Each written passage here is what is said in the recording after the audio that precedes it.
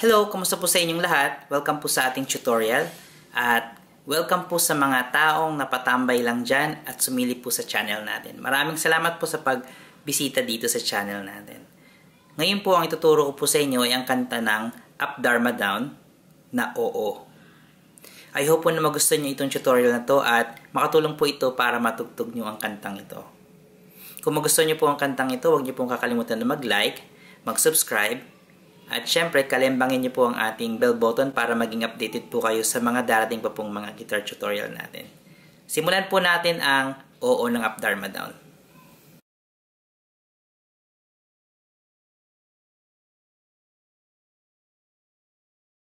Sa kanta ng Up Dharma Down na Oo, ang tuning po natin dito ay standard tuning.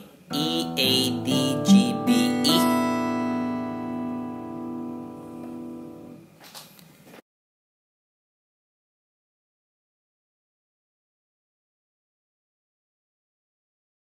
Sa intro, meron po itong riff at ang riff po na ito ay ganito po siya kung papakinggan nyo. Para po magawa natin yan, ang gagawin po natin, yung index po natin, lalagay po natin siya dito sa 7th fret, 2nd string.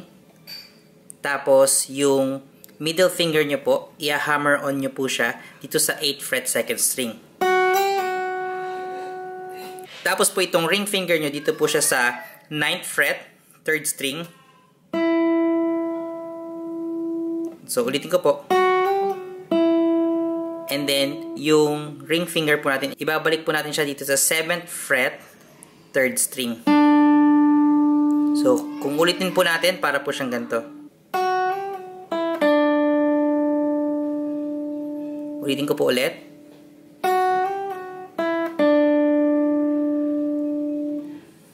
So, ang chords po natin dito sa intro ay D major 7. So, ibabar lang po natin to. Tapos, yung middle finger po natin, lagay po natin siya dito sa 6th fret, 3rd string. Yung ring finger po natin, lalagay po natin siya dito sa 7th fret, 4th string. Tapos, yung pinky po natin, lalagay po natin siya sa 7th fret, 2nd string. Tapos, G na bar chords po natin. Tapos ulitin lang po ulit natin yung D major 7. Tapos G. And then G minor. Tatanggalin lang po natin itong nasa gitna. 2 times po natin gagawin yon.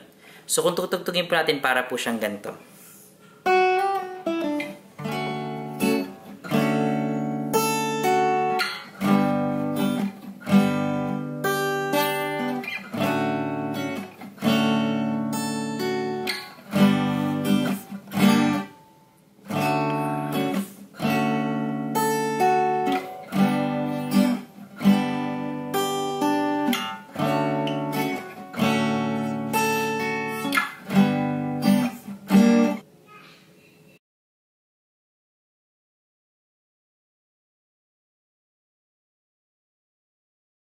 Sa verse po natin, ang chords po natin dito ay parehas lang po ng ginawa natin sa intro. So, D major 7, tapos G, tapos ulit lang po ng D major 7, tapos G, tapos G minor. 2 times din po natin gagawin yan. So, kung kakantayin po natin, para po siyang ganito.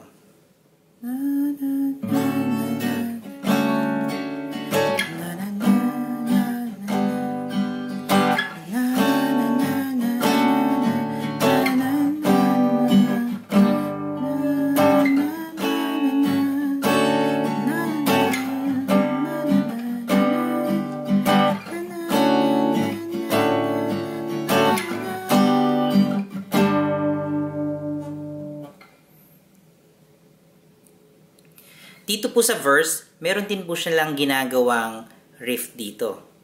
So kung mapapakinggan nyo po yung kantang ito, maririnig nyo po itong very distinct sound na riff.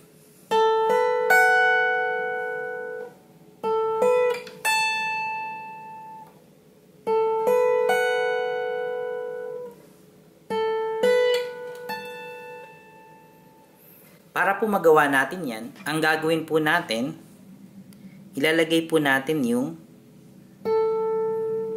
middle finger natin dito sa 14th fret, 3rd string. And then, yung index po natin, lalagay po natin sa 12th fret, 2nd string. Tapos, ibalik po natin yung middle finger natin dito sa 14th fret, 1st string. Yun po yung unang part nun. So, kung ulitin ko po, para po siyang ganito.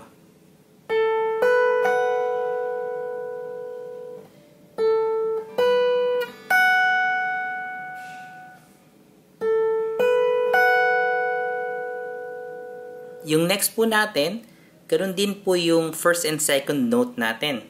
So, 14th fret, 3rd string. Tapos, 12th fret, 2nd string. This time, ilalagay na po natin siya sa 17. Ilalagay na po natin siya dito sa 17th fret, 1st string. So, para po siyang ganito.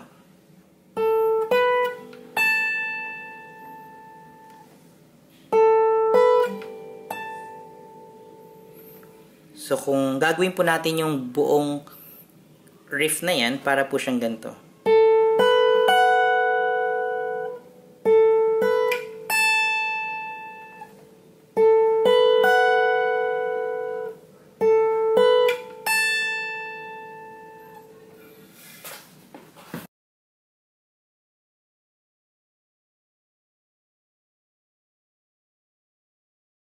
Sa chorus po natin, ang chords po natin dito ay E minor, F sharp minor, tapos B5.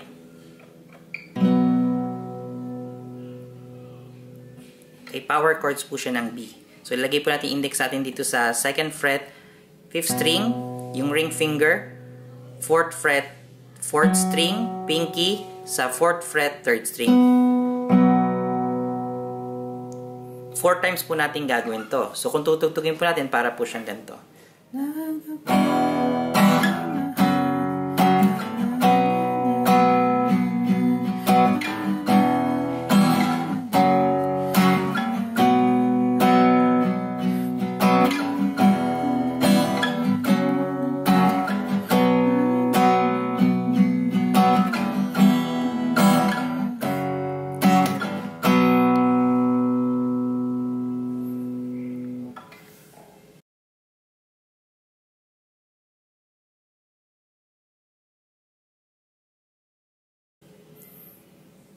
Sa second chorus po natin, ang chords po natin dito ay parehas lang po ng first chorus, E minor, F sharp minor, tapos B5.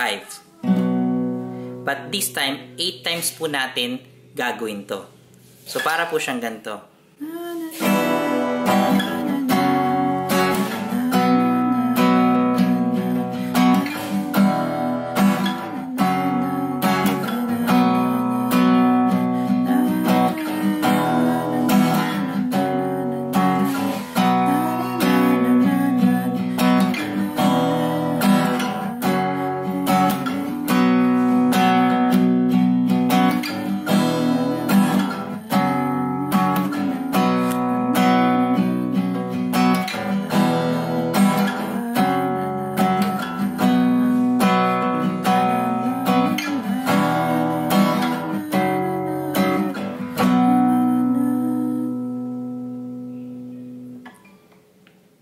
At yan po ang kantang Oo ng Up Dharma Down. I hope po na nagustuhan nyo at nakatulong po ito para matugtog nyo ang kantang ito.